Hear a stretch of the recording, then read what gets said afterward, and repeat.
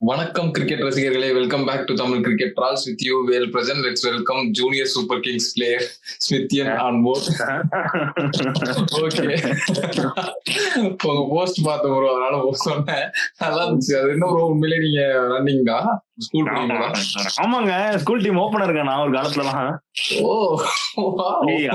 Good volt days. ட்ரிச்சில எடுத்தது bro. ஜேஎஸ்கேன்னு ஒரு tournament நடக்கும், அதான் ஜூனியர் சூப்பர் கிங்ஸ். சோ அங்க வந்து செமிஸ்ல விளையாண்டு கேம்பியன் ஒரு ஸ்கூலோட தோப்போம். சரி, ஓகே ப்ரோ, நம்ம மேட்ச்ல போயிடலாம். India tour of England first match முடிஞ்சிருக்கு. நம்ம மோஸ்ட்லி இந்தியன் ஃபேன்ஸ் வந்து தேர்ட் டே முடிவுல வந்து ஜெயிச்சிருவாங்கன்னு எக்ஸ்பெக்ட் பண்ணிட்டு இருப்பாங்க. But England played really well. Fourth இன்னிங்ஸ்ல 350+ அடிக்கணும்ன்றது வந்து ரொம்ப பெரிய விஷயம். ரொம்ப ஈஸியா பண்ணிட்டாங்க ப்ரோ.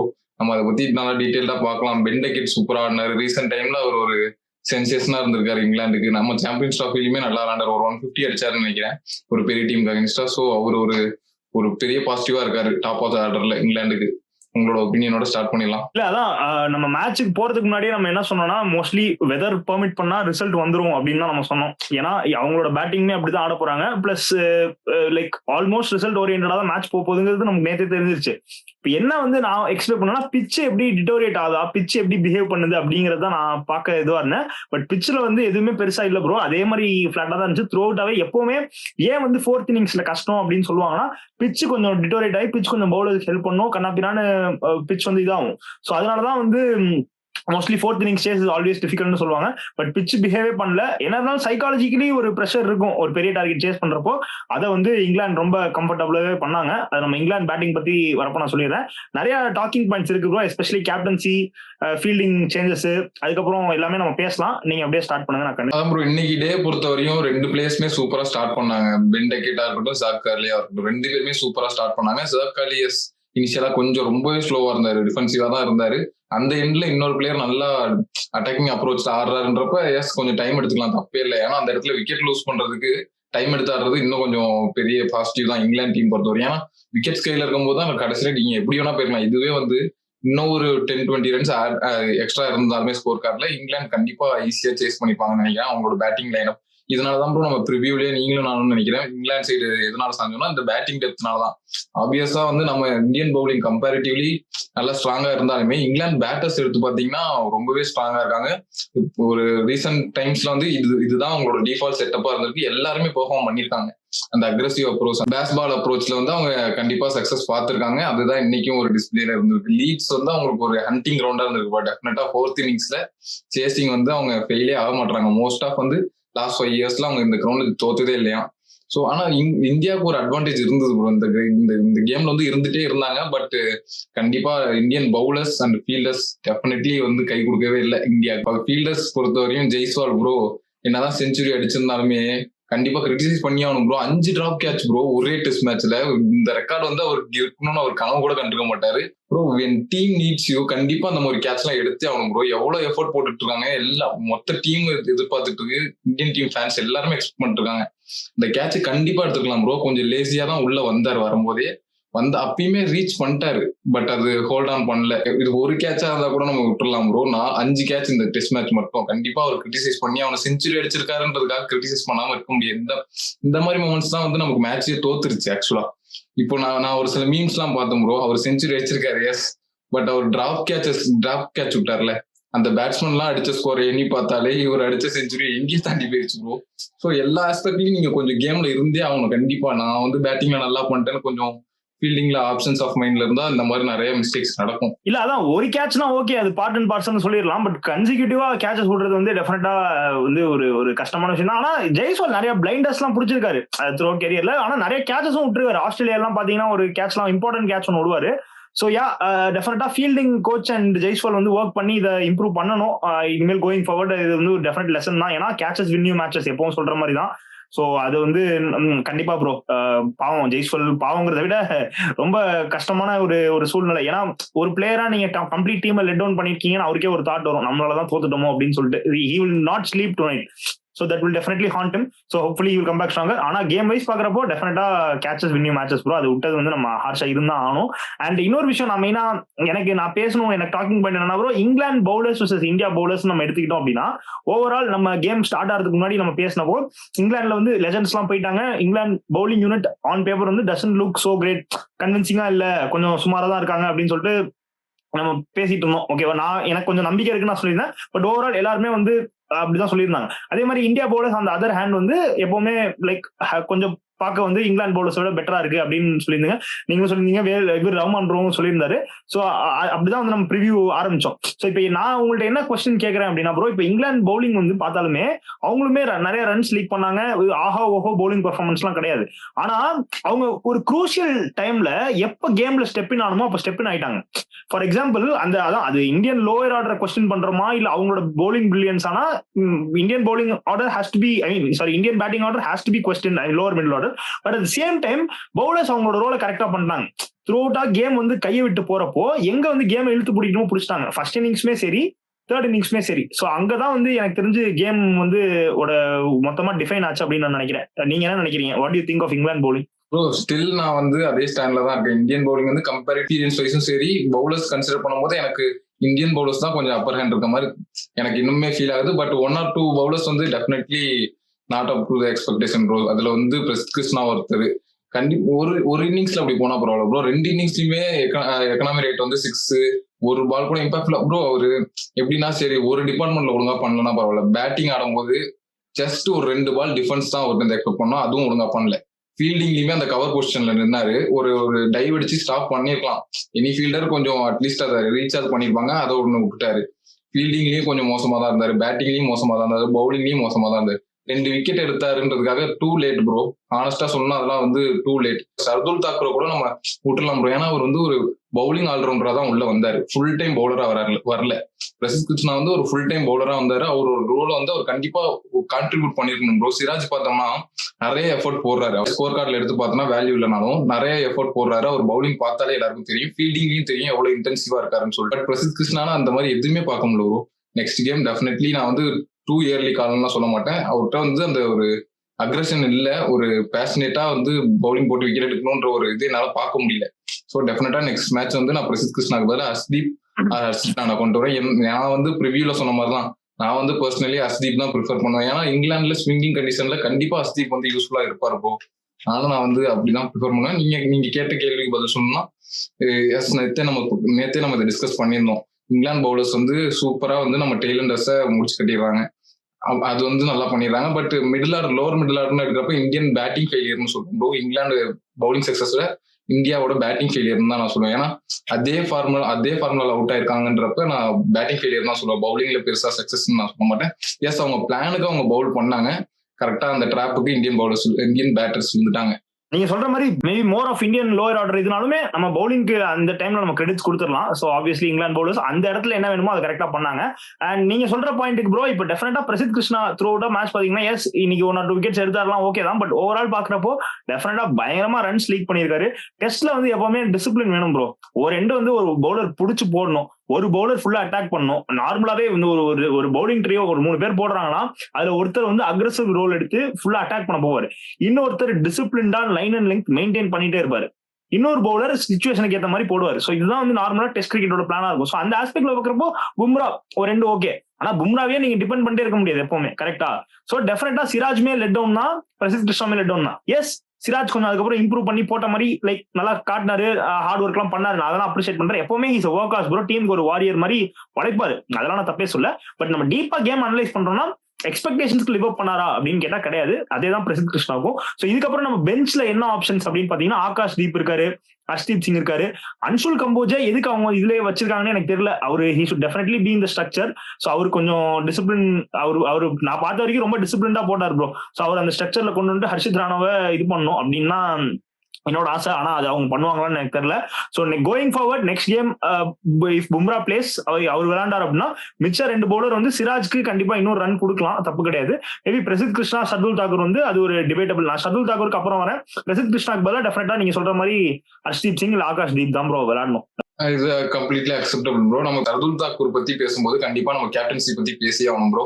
நீங்க வந்து பிளேயிங் லெவல்ல ஒரு பிளேயர் எடுத்திருக்கீங்க, பவுலிங் ஆல்ரவுண்டரா எடுத்திருக்கீங்க, நிதிஷ்குமார் ரெட்டிக்காக எடுத்திருக்கீங்கன்னா டெஃபினட்டா வந்து சான்ஸ் கொடுத்து பார்த்தே ஆகணும். அவர் அந்த சான்ஸே கொடுக்க மாட்டாரு. அதுவும் இல்லாம இப்போ ஒரு பிளேயரா பிளேயிங் லெவல்ல இருக்கும்போது கேப்டனோட பிலீஃப் உங்க மேல எந்த அளவுக்கு இருக்குன்னு சொல்லிட்டு அவரோட அந்த டெசிஷன்ஸ்லயே தெரியும். ஷர்துல் தாக்கூருக்கு நீங்க பவுலிங்கே கொடுக்காம ரொம்ப ஹோல்ட் பண்ணியிருந்தா அவரோட கான்பிடன்ஸ் எந்த லெவல்ல ப்ரோ இருக்கும்? சோ ஆப்வியஸா அவர் விளையாடுறதுல ஒரு யூஸே இல்ல. இப்போ ப்ரீவியஸ் டைம்லாம் பார்த்தோம்னா விக்கெட்டே விழுவாங்க தான் போன டூர்ல நினைக்கிறேன். இங்கிலாந்து கூட விக்கெட்டே விழுவல. பட் இருந்தாலும் விராட் கோலி வந்து ஷர்துல் தாக்கூருக்கு தான் ட்ரஸ்ட் பண்ணி ஓவர் கொடுப்பாரு. அவர் தான் வந்து பர்ன்ஸ் விக்கெட் எடுத்து ஸ்டார்ட் பண்ணி கொடுப்பாரு. அந்த விக்கெட் காலம்ஸ்ல அவர் தான் ஸ்டார்ட் பண்ணி கொடுப்பாரு. சோ கம்ப்ளீட்டா நீங்க ஒரு கேப்டனா இப்போ புதுசு கேப்டனுக்கு ஓகே, பட் ஐபிஎல்லையுமே நம்ம இதை தான் பார்த்துட்டு வரோம். அவர்கிட்ட ஒரு செட் ஆஃப் பவுலர்ஸ் மேல கான்பிடன்ஸ் வச்சிருந்தாருன்னா மத்த பிளேயர்ஸ் வந்து கொஞ்சம் லெட் டவுன் பண்ற மாதிரி அந்த பிலீஃப் காட்ட மாட்டாரு.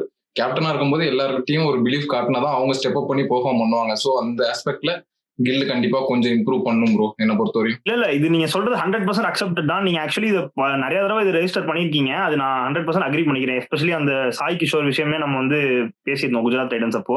சோ ஆடியன்ஸுமே அதான் ஃபீல் பண்றாங்க, மத்த மக்களுமே அதான் ஃபீல் பண்றாங்க. இந்த மாதிரி லைக் அவருக்கு கம்ஃபர்டபுளா இருக்கிற இல்ல அவரு பிலீவ் பண்ற பிளேயர்ஸ்க்கு ரொம்ப எக்ஸ்ட்ரீம்லி ஃபெய்த் வச்சிருக்காரு, மத்த பிளேயர்ஸ் கொஞ்சம் லெட் டவுன் பண்ற மாதிரி தான் இருக்குன்னு. இது டெஃபினட்டா ஒரு கேப்டனுக்கு வந்து நாட் குட் கோயிங் ஃபார்வர்ட். ஏன்னா எல்லாத்தையுமே நீங்க ஹேண்டில் பண்ணுங்கிறப்போ இந்த மேன் மேனேஜ்மெண்ட் இதெல்லாம் இருக்கிறப்போ டெஃபினட்டா வந்து கோயிங் ஃபார்வர்ட் கத்துப்பாருன்னு நினைக்கிறேன். டெஃபினட்டா இது மாத்தி ஆகணும்னு தான் நானும் நினைக்கிறேன் ப்ரோ. இன்னொரு விஷயம் வந்து ப்ரோ, இப்போ நம்ம சவுத் ஆப்பிரிக்கா ஆஸ்திரேலியா எந்த டீம் சொன்னா நீங்க எடுத்துக்கோங்க, அந்த நம்பர் 8 பொசிஷன் பத்தி பேசுறப்போ ஆஸ்திரேலியாவுக்கு நம்பர் 8 பேட் கமின்ஸ் வருவார், ஓகேவா? மார்க்கோ யான்சனுக்கு சவுத் ஆப்பிரிக்காவுக்கு நம்பர் 8 மார்க்கோ யான்சன் வருவார். மார்க்கோ யான்சன் 7ல வர மாட்டார், 8ல வருவார்.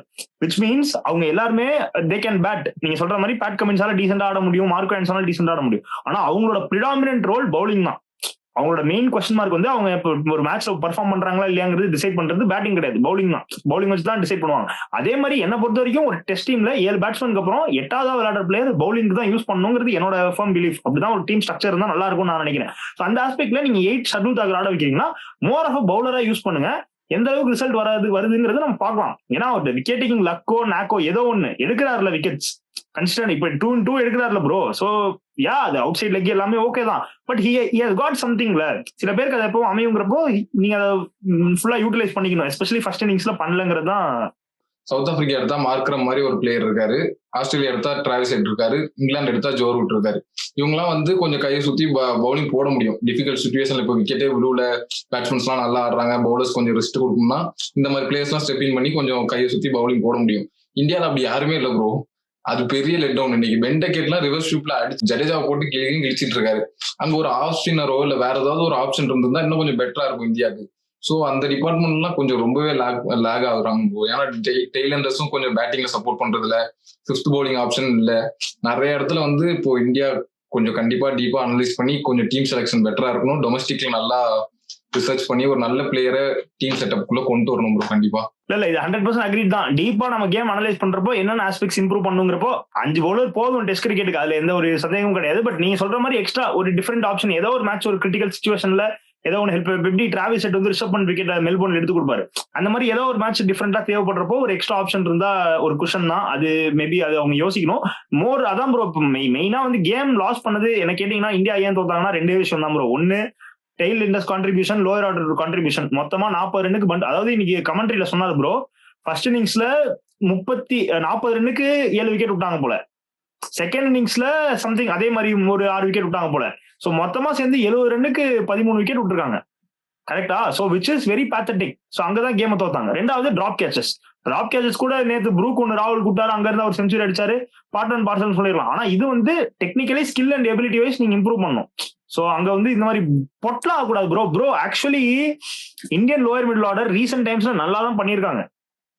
அப்போ இருந்த இந்தியால ஒழுங்கா பண்ணல.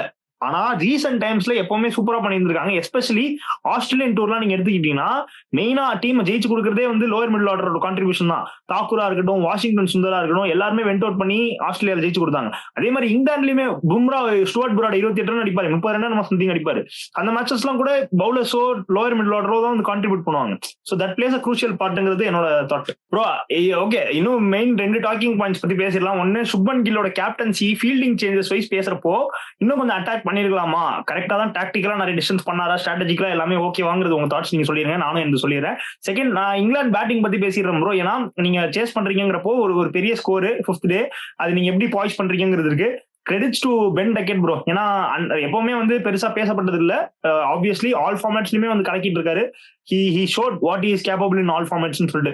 So Ben Duckett deserves massive credits. ஏன்னா ஒரு 2 சூப்பரா ஆடி கொடுத்தாரு. ஐ மீன் ஜாக் கிராலி தான் வந்து ஸ்ட்ரைக் ரேட் கம்மியா ஆடினாரு. Duckett was going for the shots. த்ரூ அவுட்டாவே ஸ்ட்ரைக் ரேட் வந்து கிட்டத்தட்ட 90 பிளஸ் வச்சிருந்தாரு. which shows what he is capable of னு சொல்லிட்டு நல்ல பவுலர்ஸோட தலைமையில ஏறி உட்காந்து சைக்காலஜிக்கலி அவங்களை அஃபெக்ட் பண்ணி டோட்டலா சூப்பரா ஆடினாரு. Credits to Ben Duckett. அதே மாதிரி ஜாக் கிராலியுமே he look confident, look solid. Credits to everybody. அதுக்கப்புறம் Harry Brook threw his wicket away, Ollie Pope டக்குன்னு போயிட்டாரு. அதுக்கப்புறம் ரூட் 2 ஸ்டோக்ஸ்க்கும் டீசெண்டா அந்த இடத்துல என்ன தேவையோ அதை கரெக்டா பண்ணாங்க. அதுக்கப்புறம் ஜேமி ஸ்மித் வந்து முடிச்சு கொடுத்தாரு. So overall credits to England batting. இந்த இடத்துல வந்து நான் கொஞ்சம் இது கம்பேரிசன் மாதிரி கிடையாது, பட் பென் டக்கெட் வந்து எந்த அளவுக்கு அந்த ரிவர்ஸ் ஸ்வீப்ல கான்பிடென்டா இருக்காருன்னு நான் சொல்ல விரும்புறேன். என்னன்னா பென் ஸ்டோக்ஸும் வந்ததுக்கு அப்புறம் நிறைய வந்து ரிவர்ஸ் ஸ்வீப் ட்ரை பண்ணுவாரு ஜடேஜாவை. பட் வந்து அந்த அளவு சக்சஸ்ஃபுல்லா இருந்ததுல நிறைய இப்போ எல்பி ரிவ்யூலாம் கூட போனாங்க. அதே மாதிரி அவர் அவுட் ஆனதுமே ரிவர்ஸ் ஸ்வீப்ல தான் அவுட் ஆனாரு. பட் பென் டக்கெட் பாத்தீங்கன்னா எல்லாமே சூப்பரா கனெக்ட் பண்ணாரு ப்ரோ. ரொம்ப ரேரா தான் அவர் வந்து அந்த சான்ஸ் கொடுத்தாரு பவுலருக்கு உள்ள வரவே. ஸோ ஜடேஜாவை அவர் கம்ப்ளீட்டா டாமினேட் பண்ணிட்டாரு. 6 அடிக்கிறாரு, ரிவர்ஸ் ஸ்வீப்ல 4 அடிக்கிறாரு.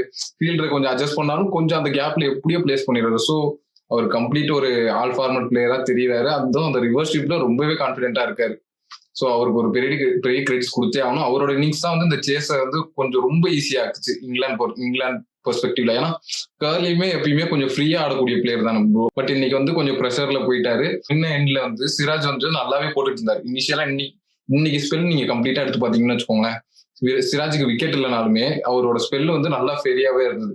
சூப்பரா போட்டாரு, லைன் லென்த் எல்லாமே சூப்பரா மெயின்டைன் பண்ணாரு. ஸோ அந்த ட்ராப்ல வந்து கர்லி மாட்டிக்கிட்டாரு. ஸோ அவர் கொஞ்சம் ஸ்லோவா ஸ்டார்ட் பண்ணாரு, பட் சூப்பரா ஆடிட்டாரு. இங்கிலாந்து பேட்டர்ஸ் வந்து யாருமே பெருசா மிஸ்டேக் சொல்ற மாதிரி கிடையாது ப்ரோ. அதான் ப்ரோ, கோயிங் ஃபார்வர்டு இப்போ first game as captain, international கேப்டனா எடுத்திருக்காரு சுப்மன் கில். ஸோ டெஃபினட்டா இதுல வந்து கத்துப்பாரு. மேபி எஸ்பெஷலி இந்த ஃபீல்டிங் நிறைய வந்து எப்படி வைக்கணும், பேட்டர்ஸ் எப்படி வந்து ப்ளாய் போட்டு எடுக்கணும், வேர்பலி எப்படி வந்து மென்டலி உட்காரணும், அந்த டைம் பிரேக்ஸ் எல்லாம் எடுக்கணும். ப்ரோ ஓவர் போய் பால மாத்துங்க ஸ்டார்டிங்ல இருந்தே கேட்டுட்டு இருந்தாங்க பாத்தீங்களா. ஸோ அது ஒரு பக்கம். இன்னொன்னு நீங்க சொல்ற மாதிரி என்ன ஆனாலும் கண்ணை மூட்டு ரிவர்ஸ் ஸ்வீப் தான் ஆடுங்கிற மாதிரி ஸ்டோக்ஸும் சரி டக்கெட்டும் சரி எப்பவுமே ரிவர்ஸ் ஸ்வீப் தான் ஆடுறாங்க. So yeah, going forward next match எட்பாஸ்டன்ல ப்ரோ. ஃபர்ஸ்ட் மேட்ச் ஜெயிச்சிட்டாங்க இங்கிலாந்து, series opener well set. So what do you expect next going forward? Already நம்ம ப்ரிவியூல சொல்லியிருந்ததுதான், எனக்கு என்னமோ அந்த சீரீஸ் வந்து இங்கிலாந்து சைடு தான் போவோம்னு எனக்கு தோணுச்சு. பட் எனக்கு என்னன்னா உள்ளுக்குள்ள எப்பயுமே அந்த ஆசை இருக்கிறது தான் இந்தியன் ஃபேன்ஸ்க்கு, எப்பயுமே இந்தியா ஜெயிச்சிட மாட்டாங்களான்னு. பட் வந்து அவங்களுக்கு ஒரு அட்வான்டேஜ் இருக்கும். நம்ம ப்ரிவியூலயே நான் சொல்லியிருந்தேன், இந்த கேமே தோத்துட்டாங்கன்றப்ப அடுத்த கேமும் மோர் ஓவர் தோத்துருவாங்கன்னு தான் எனக்கு தோணுது. பட் இந்த சீரீஸ்ல ஒரு மேட்ச் ஜெயிச்சிருவாங்க, எப்படியோ ஒரு மேட்ச் ஜெயிச்சிருவாங்க. பட் மற்றபடி சீரீஸ் ஜெயிக்கிறது கொஞ்சம் கஷ்டம் தான். வெயிட் பண்ணி பார்க்கலாம். நீங்க ஆல்ரெடி சொல்லிட்டீங்க 4-1ன்னு, இருந்தாலும் உங்க தாட்ஸையும் சொல்லிருங்க. இல்ல அதான் ரஹ்மான் டிவிலியர்ஸ் ப்ரோ இருந்தா அவர் உட்கார வச்சு ஜாலியா ரோஸ்ட் பண்ணி என்ன ப்ரோ ஜெயிச்சிருக்கீங்களான்னு கேட்டு உங்களுக்கு இருக்கலாம். மிஸ் ஆயிட்டாரு, தப்பிச்சிட்டாரு. விடுங்க, அடுத்த எபிசோட்ல உட்கார வச்சு ஜாலியா ஃபன் பண்ணலாம். ஓகே ப்ரோ, நாளைக்கு அப்படியே Australia West Indies series start ஆகுது. அதை பத்தி ஒரு 2 வார்த்தை பேசிடலாம். So obviously 3 match series. Steve Smith கிடையாது, மார்னஸ் லபுஷேனை ஸ்குவாட் அவுட்டே டிராப் பண்ணிட்டாங்க. தம்பி போய் நல்லா ரன் அடிச்சுட்டு வாப்பா அப்படின்னு சொல்லிட்டு. ஸோ ஆஸ்திரேலியா ஃபேவரட்ஸா? கண்டிப்பா ப்ரோ, ஆஸ்திரேலியா ஃபேவரட்ஸ் தான். எப்படி வெஸ்ட் இண்டீஸ் மாதிரி ஒரு டீமோட ஆடும்போது கண்ணை மூடிட்டு ஆஸ்திரேலியா தான் ஃபேவரட்ஸ் என்ன பொறுத்தவரைக்கும். பட் வெஸ்ட் இண்டீஸ் ஒரு மேட்ச் ஜெயிப்பாங்கன்னு நினைக்கிறேன். 3 மேட்ச் சீரீஸ்ல ஒரு மேட்ச் ஜெயிப்பாங்க, 2 ஆஸ்திரேலியா ஜெயிச்சிருவாங்கன்னு நினைக்கிறேன். வெயிட் பண்ணி. ஏன்னா லாஸ்ட் டைம் ஆஸ்திரேலியாவுக்கு வந்து ஆஸ்திரேலியா அடிச்சாங்க வெஸ்ட் இண்டீஸ் 2 மேட்ச் சீரீஸ்ல 1-1 டிராப் பண்ண ஷமார் ஜோசஃபோட பிரில்லியன்ஸ். ஷமார் ஜோசப் வார்னிங் கொடுத்திருக்காரு சாம் கான்ஸ்டஸ்க்கு, முடிஞ்சா வந்து அடிச்சு பாருங்கிற மாதிரி. ஸோ நல்லா இருக்கும்னு நினைக்கிறேன். மேட்ச் வேற வெஸ்ட் இண்டீஸோட ஹோம்ல நடக்குது. So expecting very good battle. Hopefully ரங்கராய் சக்திவேல், கேமரான் கிரீன் இந்த சீரீஸ் ஆச்சு ஸ்டெப் அப் பண்ணி ஆடணும். ஏன்னா ஸ்மித் மார்னஸ் எல்லாம் இல்ல. சோ பாப்போம் அது எப்படி போகுது. பார்க்கலாம் ப்ரோ, நாளைக்கு மேட்ச் கொஞ்சம் இன்ட்ரெஸ்டிங்கா தான் இருக்கும்னு நினைக்கிறேன். ஏன்னா அந்த வென்யூ ஸ்டாட்லாம் எடுத்து பார்த்தா 2 டீமே வந்து 4-4 தான் இருக்கு. யாருக்குமே வந்து ஒரு அட்வான்டேஜ் இல்லை. அந்த கிரவுண்ட்ல விளையாண்டு ஜெயிச்சு அந்த ஸ்டாட் படி பார்த்தா 2 பேருமே 4-4 தான் ஹெட் டு ஹெட் வச்சிருக்காங்க. அதான் வெயிட் பண்ணி பார்க்கலாம். ஒரு எக்ஸைட்டிங் மேட்சா தான் இருக்கும். பட் நம்ம வந்து ப்ரிவியூ கவர் பண்ணுவோமான்னு கேட்டா கொஞ்சம் டவுட் தான் ப்ரோ. அவனும் வந்துட்டானா நம்ம பண்ணிக்கலாம். நம்ம 2 பேர்னா கொஞ்சம் கஷ்டம் ப்ரோ வீக் டேஸ். இல்ல அதான் இதுவே நம்ம இப்ப பேசினது அவ்வளவுதான். அதுக்கப்புறம் நம்ம மேட்ச் அப்போ வேணா ஒரு மேட்ச் முடிச்சுட்டு நம்ம ரிவ்யூ பண்ணிக்கலாம். அதுதான் பண்ண முடியும். அது பிளஸ் அவைலபிலிட்டியை பொறுத்து. இல்லாட்டி ஆள் இல்லைன்னா நம்ம ஸ்ரீதர் சார் கூட கூப்பிட்டு ஏதாவது ட்ரை பண்ணலாம். அதான் ஆடியன்ஸ்க்காக அதான் பண்ண முடியும். Okay, so going forward Edgbaston very வேர்பலி ரொம்ப ஓக்கலா இருக்கும் ப்ரோ. அதாவது இங்கிலாந்துல வந்து நீங்க பார்க்க போற மேட்சஸ்ல எந்த கிரவுண்ட்ல வந்து அதிகமா வந்து நீங்க மென்டலி ப்ரிப்பேர்டா பேடா இருக்குன்னா அது எட்பாஸ்டன் தான். அது ஏன் அப்படின்னா அங்க வந்து ஸ்டேடியம் லைக் அந்த டைமென்ஷனே வந்து ரொம்ப கிரவுண்ட் நியரா தான் இருக்கும். பிளஸ் அந்த ஹோல் ஈஸ்ட்னு ஒரு ஸ்டாண்ட் இருக்கும். ஸோ அவங்க வந்து ரொம்ப வேர்பலி ரொம்ப அக்ரெசிவா இருப்பாங்க. பேட் வேர்ட்ஸ் எல்லாமே வந்து பயங்கர இதுவா இருக்கும். ஆஷஸ்லாம் எட்பாஸ்டன்ல வந்து வெறியா இருக்கும். ஆஸ்திரேலியன்ஸ் எல்லாம் கொன்றுவேங்கிற மாதிரி தான் இங்கிலாந்து ஃபேன்ஸ் பார்ப்பாங்க. அந்த அளவுக்கு ஓக்கலா இருப்பாங்க. So India should be very much prepared to play in எட்பாஸ்டன்.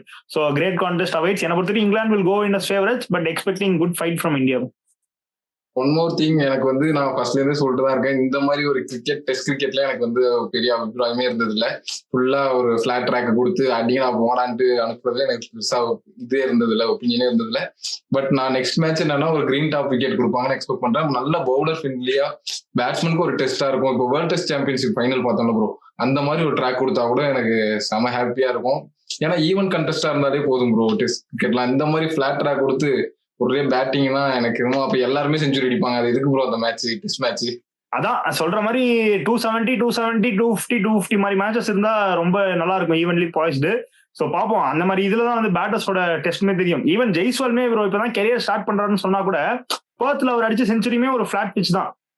இந்த மேட்ச்மே ஒரு ஃபிளாட் பிச் தான். சோ இந்த மாதிரி கண்டிஷன்ஸ் டெஸ்ட் பண்றப்பதான் ஒரு யங்ஸ்டரோட ஃபுல் பொட்டன்ஷியல் வரும். ஜெய்ஸ்வால் மேல ஹேட்ரட் எல்லாம் கிடையாது, யாரும் தப்பா நினைச்சுக்காதீங்க. நான் ஜஸ்ட் என்ன சொல்றேன்னா, யங்ஸ்டர்ஸ்க்கு கோயிங் ஃபார்வர்ட் இவ்வளவு இயர்ஸ் ஆஃப் கிரிக்கெட் இன்னும் லெஃப்ட் இருக்கிறப்போ இந்த மாதிரி டஃப் கண்டிஷன்ஸ்ல பிராக்டிஸ் பண்ண ஆரம்பிச்சாதான் வந்து அவங்களோட டெஸ்ட் அண்ட் கேப்பபிலிட்டி தெரியும். அதுக்காக சொல்றேன் ப்ரோ. இப்போ ஜெய்ஸ்வாலுக்குன்னு இல்லை, கில்லுக்குமே நான் எவ்வளவுதான் சப்போர்ட் பண்ணி கில்லுக்கு பேசியிருந்தாலுமே கில் அந்த மாதிரி ஒரு சேலஞ்சிங் கண்டிஷன்ல அடிக்கட்டும்ங்கிறேன். இப்போ அடிக்கலாம ஃபெயிலா போனாலும் பரவாயில்ல, எக்ஸ்போஸ் ஆகட்டும்ங்கிற அவருக்கே ரியலைஸ் ஆகட்டும், செல்ஃப் ரியலைசேஷன் இருக்கட்டும். இந்த மாதிரி ஒரு எப்படி சொல்றது சேலஞ்சிங் கண்டிஷன்ல அவரால் வெளியே வந்து லிவ் அப் பண்ண முடியும்னு சொல்லிட்டு அடிச்சு காமிக்கட்டும்ங்கிறேன். அந்த மாதிரி தான் நான் எக்ஸ்பெக்ட் பண்றேன் ஆக்சுவலா. எஸ் ஆப்வியஸ்லி அந்த விஷயத்துல ரிஷப் பண்ணிட்டு கிரெடிட்ஸ் கொடுத்தலாம். ஏன்னா அவர் வந்து டிஃபரெண்ட் கண்டிஷன்ஸ் டஃப் கண்டிஷன்ஸ்லாம் ஆடி இருக்காரு. சவுத் ஆப்பிரிக்கால போய் ஒரு செஞ்சுரி அடிச்சப்போ டீமே 190 ஆல் அவுட் சம்திங், இவர் மட்டும் தனியா செஞ்சுரி அடிப்பாரு. ஸோ அவர்லாம் பண்ணியிருக்காரு. மற்றபடி யங்ஸ்டர்ஸ் எல்லாம் லெட் தம் ப்ரூவ்.